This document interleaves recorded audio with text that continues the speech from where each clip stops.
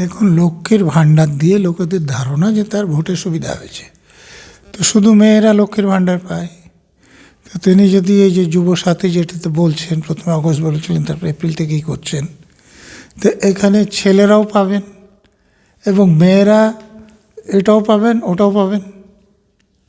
তো তাহলে তাদের আরও খুশি হওয়ার কারণ আছে।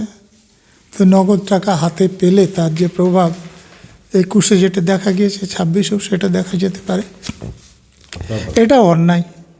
কারণ দেশে যদি কাজের সৃষ্টি হয়, ছেলে মেয়েরা যদি কাজ করে রোজগার করে, তাহলে একটা সম্মানবোধ থাকে।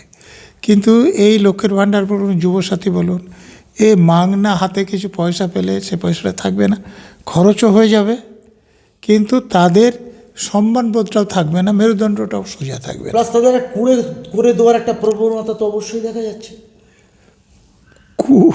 কুড়ে করার প্রবণতা হোক আর না করে যদি এখন পেয়ে যায় হাতে কিছু পয়সা পাওয়া মানে সেগুলো দ্বারা প্রভাবিত হওয়া, দুই দিক দিয়ে তাদের চরিত্র নষ্ট হচ্ছে।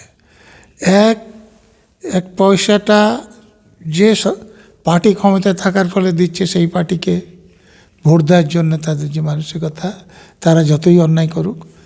আর দ্বিতীয়ত, আমি যে কাজ করে পরিশ্রম করে আমাকে রোজগার করতে হবে, সেই মনোভাবটা চলে যাওয়া।